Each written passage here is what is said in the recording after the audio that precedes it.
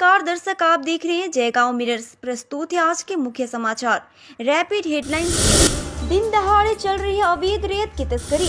TET परीक्षा के नाम पर दार्जिलिंग पहाड़ 1,18,80,000 रुपए की वसूली हुई है। सिलीगुड़ी में झाड़ियों में लटकता हुआ मिला कुचबिहार निवासी युवक का शव। पिछले 5 दिनों से लापता है सिलीगुड़ी का 32 वर्षीय ऑटो चालक। दिन दहाड़े चल रही है अवैध रेत की तस्करी। प्रशासन की भूमिका पर उठे सवाल। दिन दहाड़े अवैध रेत तस्करी समाचार मीडिया के कैमरे में कैद हो गई।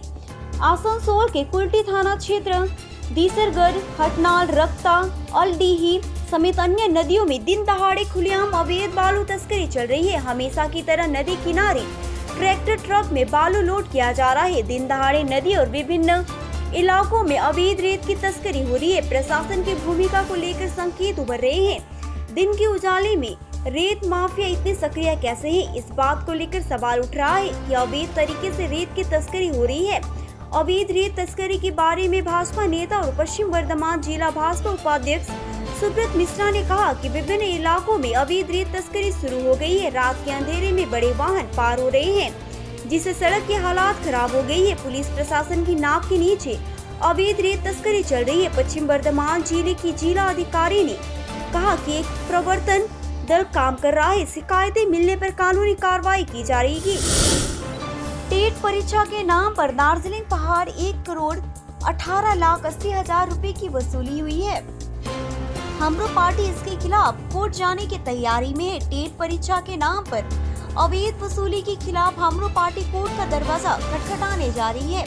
हमरो पार्टी के केंद्रीय कानूनी सलाहकार और वरिष्ठ अधिवक्ता वीरेंद्र रसायली ने कहा कि जीटीए द्वारा आयोजित टीआईटी परीक्षा को फर्जी बताते हुए इसके खिलाफ अदालत का दरवाजा खटखटाएंगे। 14 फरवरी 2021 को जीटीए ने टीआईटी परीक्षा का आयोजन किया था। आयोजित टीआईटी परीक्षा में 44,000 परीक्षार्थियों ने भाग लिया और प्रत्येक परीक्षार्थियों ने फॉर्म के नाम पर 270 रुपए की वसूली की गई थी उनसे, जिससे 1,18,80,000 रुपए की वसूली प्रमाणित है। उन्होंने कहा कि टीआईटी परीक्षा में भाग लेने के लिए रोजगार की तलाश में बाहरी राज्यों में गए पहाड़ के शिक्षित भाई बहन अपनी मेहनत की कमाई खर्च कर अब अपने जन्म स्थान में रोजगार का सपना लेकर आए हैं। इसी बीच एक जागरूक नागरिक दार्जिलिंग के फिंजो वांगेल गुरुंग ने राज्य सरकार के शिक्षा विभाग के समक्ष एक आरटीआई दायर की। पंजीकृत आरटीआई के जवाब में विभाग के पास केवल राज्य सरकार के पास टीआईटी परीक्षा आयोजित करने की क्षमता है और जीटीए के पास संबंधित की कोई अनुमति नहीं है, ऐसी जानकारी सामने आई है। वकील रसायली ने कहा कि जीटीएस के पास टीआईटी परीक्षा आयोजित करने की क्षमता नहीं थी, लेकिन जीटीए ने टीआईटी परीक्षा के नाम पर भारी रकम एकत्र की है, जिसे हम कह सकते हैं कि एक घोटाला है। संगठित होकर फर्जी दस्तावेज जैसे एडमिट कार्ड आदि परीक्षार्थियों को वितरित किए गए, जिसे गबन, धोखाधड़ी, चोरी आदि कहा जा सकता है। इसके अलावा शिक्षित भाई बहनों की भावनाओं के साथ खिलवाड़ करने का कृत्य किया गया है। रसायली ने कहा, हम इन सभी मामलों को लेकर अदालत का दरवाजा खटखटाएंगे।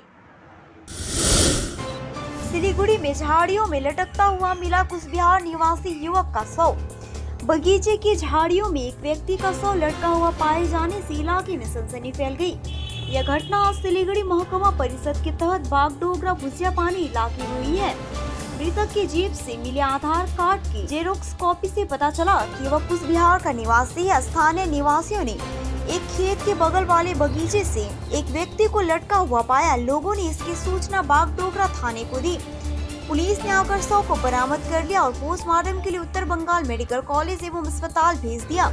हालांकि स्थानीय लोगों का कहना है कि वह व्यक्ति यहां का निवासी नहीं है। मृतक की जेब से आधार कार्ड का जेरोक्स मिला है, जिसके आधार पर उसकी पहचान पंकज साहा कुचबिहार के आश्रम पाड़ा का रहने वाला है। बागडोगरा थाने की पुलिस वहां के फोन नंबर पर संपर्क कर परिवार से संपर्क करने की कोशिश कर रही है। हालांकि ये कहना संभव नहीं है कि यह हत्या है या आत्महत्या। वहीं बागडोगरा थाने की पुलिस पूरी घटना की जांच में जुट चुकी है। भारी बारिश के बीच Jalpaiguri Netaji modern club and library ने आयोजित किया रक्तदान शिविर। जलपाईगुड़ी अस्पताल में रक्त की कमी को पूरा करने के लिए Jalpaiguri Netaji modern club and library आगे आया।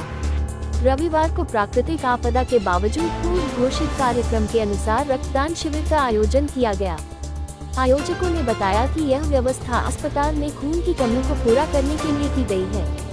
मालूम हो कि क्लब के सदस्यों के अलावा विभिन्न क्षेत्रों से आम लोग भी रक्तदान करने के लिए शिविर में पहुंचे हैं। एकत्रित रक्त को जलपाईगुड़ी मेडिकल कॉलेज एवं अस्पताल के ब्लड बैंक में भेजा गया है। विश्वकर्मा पूजा के दिन ही घर से निकला था, फिर घर लौट कर नहीं आया। 32 वर्षीय आशीष अधिकारी उर्फ छोटू लड़का 5 दिनों से लापता है और तो जाहिर है बुजुर्ग माता पिता की चिंता, नींद हराम हो चुका है। पीसीसी ऑटो ड्राइवर वो सिलीगुड़ी नगर निगम के वार्ड नंबर 39 हैदपाड़ा के मछली बाजार इलाके का निवासी है। आशीष की पारिवारिक सूत्रों के मुताबिक पिछले सोमवार को विश्वकर्मा पूजा के दिन वह स्नान करके ऑटो के मालिक के घर पूजा के नाम पर निकला था। मालिक के घर से पूजा के बाद घर आकर चाय पीने के बाद आशीष फिर बाहर चला गया।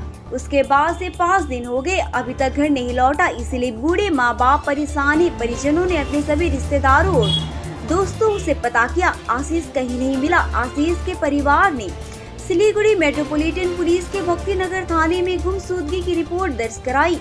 उसके पिता की शहरवासियों से गुहार है कि अगर किसी ने उनकी बेटी को देखा हो तो तुरंत स्थानीय पुलिस को सूचना दे अथवा 9832493235 नंबर पर संपर्क करें।